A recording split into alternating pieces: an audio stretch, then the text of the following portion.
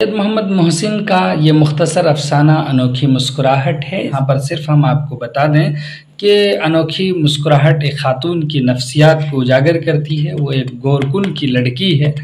قبر میں آتے ہوئے مردوں کو دیکھ کر وہ مسکرانے لگتی ہے کیونکہ اس کے باپ کو مردے دفن کرنے کے لیے پیسے ملیں گے۔ اس وجہ سے یہ ساری چیزیں ہیں جو انہیں خوشی دیتی ہیں۔ ہم یہاں پر دیکھتے ہیں سوالات اور جوابات۔ سب سے پہلے ہے یہاں پر کہ سید محمد محسن نفسیاتی افسانہ نگار تھے۔ سوال نمبر 2 کا جواب ہے کہ سید محمد محسن کی سب سے مشہور کہانی انوکھی مسکراہٹ ہے۔ سوال نمبر 3 کا جواب ہے کہ شادی سے قبل جمنی باپ کے ساتھ اپنے گھر میں رہتی تھی، یعنی قبرستان کے پاس جھونپڑی میں۔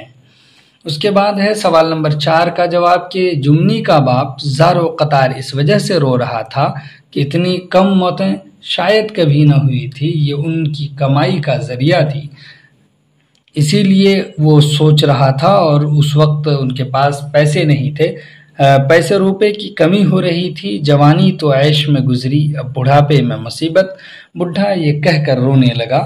اس کے بعد ہے 5 نمبر کا جواب کہ جمنی مردے دیکھ کر ہنستی تھی محض اس لیے کہ موت کی وجہ سے ان کا گھر چلتا تھا۔ وہ بچپن سے یہ دیکھتی رہی تھی، اس کی روزی کا انتظام کسی کی موت سے ہوا کرتے، وہ تو باپ اور حنیف کے علاوہ کسی کو جانتی تک نہ تھی، رسم و رواج سے ناواقف تھی، اسے تکلیف ہوتی لیکن نامعلوم کیفیت اسے ہنسنے پر مجبور کرتے۔ وہ باپ، بچے اور شوہر تک کی وفات پر ہنسی تھی، صرف اس لیے کہ موت اسے اب تک خوشی دیتی آئی تھی، وغیرہ وغیرہ۔ جمنی کی معنی خیز مسکراہٹ بچپن میں خاص حالت میں شروع ہوتی ہے، آگے چل کر بھی جاری رہتی۔ یہ مسکراہٹ غیروں کی موت پر بھی ہے اور اپنوں کی وفات پر بھی۔ یہ مسکراہٹ آغاز میں معیشت سے تعلق رکھتی ہے، لیکن آگے چل کر یہ شرست کا حصہ بن جاتی ہے اور ایک نفسیاتی مسئلے کی شکل میں ظاہر ہوتی ہے۔ 6 نمبر سوال کا جواب ہے کہ حنیف کی موت اپنے بیٹے کو مردہ دیکھ کر بے ہوشی کے بعد ہوئی۔ حنیف بستر پر گرا تو پھر نہ اٹھا۔ جمنی کی بے معنی مسکراہٹ اس کے دل و دماغ میں چبھ رہی تھی۔ بیماری نے انہیں نجات نہ دی۔ بالآخر 2 بجے رات موت واقع ہو گئی۔ سوال نمبر 7 کا جواب ہے اب کہ حنیف نے اپنی بیوی جمنی کو ڈائن کہا، وہ اس لیے کہ زہر کی شیشی بچے کے سرہانے انہوں نے دیکھا تھا۔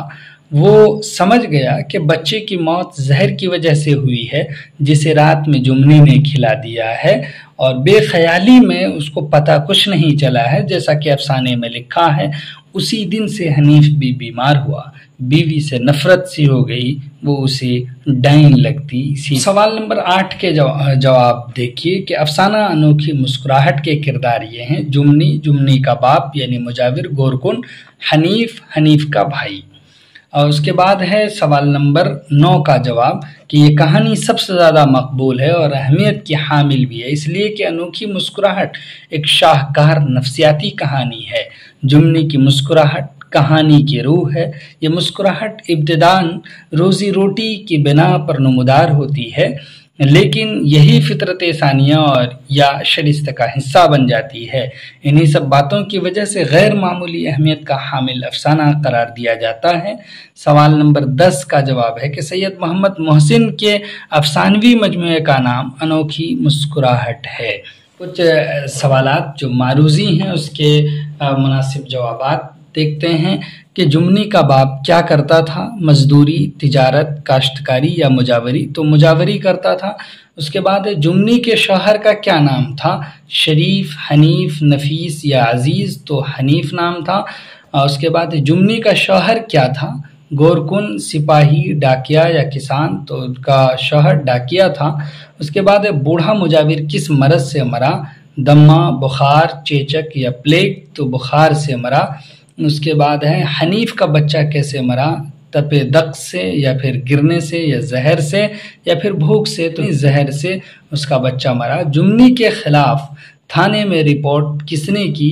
تو حنیف کے باپ نے، حنیف کے دوست نے، حنیف کے بھائی نے یا حنیف کے پڑوسی نے؟ تو حنیف کے بھائی نے۔ جمنی کس الزام میں جیل گئی؟ قتل، چوری، زناکاری یا مار پیٹ؟ تو وہ قتل کے الزام میں گئی۔ اب کہہ رہے ہیں دیے گئے الفاظ کی ضد لکھیے، شام، مردہ، مصیبت، مشکل، مستقل۔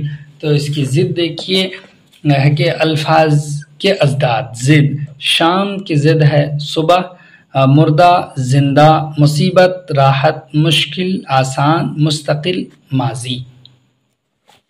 اب اس کے بعد ہیں سوالات، صحیح جوڑ ملائیے۔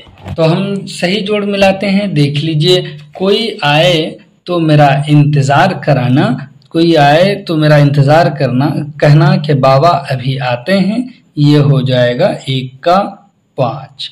اس کے بعد ہے اگر مردے آنا بند ہو گئے تو اس کا باپ کیا کرے گا، 2 کا 4 ہو جائے گا، دال چاول کہاں سے آئیں گے۔ تو اس کے بعد ہے رات کے 2 بجے تھے، 2 بجے تھے تو اس کا ہو جائے گا یعنی 3 کا 1، بڈھا چٹائی پر لیٹا کھانس رہا تھا۔ اس کے بعد ہے دلی والے سوداگر کا لڑکا مر گیا ہے، جنازہ صبح سویرے یہاں آئے گا، اس کا ہو جائے گا 2۔ اس کے بعد جمنی اب قید کی زندگی گزار رہی ہے، تو اس کا ہو جائے گا 3، وہ بہت اداس اور غمگین رہتی ہے۔ اس طرح سے صحیح جوڑ بھی ہم نے ملا لیے ہیں۔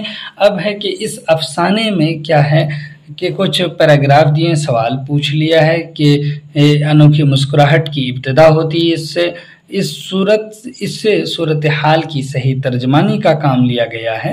سید محمد محسن نے اس مایوسی بھرے حالات کے ذریعے کس بات کی طرف اشارہ کیا ہے، مختصراً آپ کو بتانا ہے، تو آپ اسے کچھ سمجھ لیں گے تو آپ کو بتا پانا ایزی ہو جائے گا۔ پارسال کیا اچھا زمانہ تھا جب سارے شہر میں طاعون پھیلا ہوا تھا، قبرستان میں دن بھر لاشوں کا تانتا لگا رہتا تھا۔ ان جملوں کی تشریح کیجیے۔ بہت آسان ہے، یعنی یہ کہہ رہے ہیں کہ پہلے بہت ساری لاشیں آیا کرتی تھیں، اس لیے آیا کرتی تھی کہ شہر میں ایک مرض ہے طاعون، وہ پھیل گیا تھا جس سے لوگ مر رہے تھے، اور قبرستان میں ایک لاش کے بعد دوسری لاش، دوسرے کے بعد تیسری لاشیں آیا کرتی تھیں، اور وہ لاشیں اس کا انتظام کفن دفن کرتے تھے، اور یہ صرف گورکن قبر کھودتے اور اس کے ذریعے سے چاول پیسے مل جایا کرتے تھے۔ اس وجہ سے وہ اس زمانے کو کہہ رہے ہیں کہ اچھا زمانہ تھا۔ رات کے 2 بجے تھے، بڈھا چٹائی پر لیٹا کھانس رہا تھا، جمنی بے خبری کی نیند سو رہی تھی۔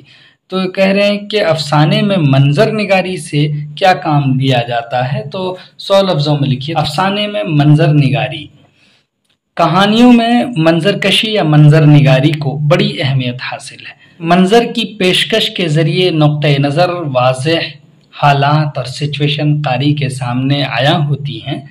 اس کے علاوہ بھی کام افسانے میں منظر نگاری سے لیا جاتا ہے، جیسے کہ جذباتیت میں خاصے اثر انداز ہونے کا کام لیا جاتا ہے۔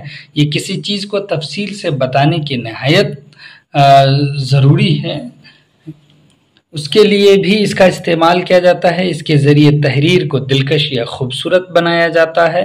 منظر نگاری کے ذریعے تجسیم کاری کی جاتی ہے، یعنی تجریدی اشیاء سے تجسیم کا بھی کام لیا جاتا ہے، تجسیم کاری کی جاتی ہے۔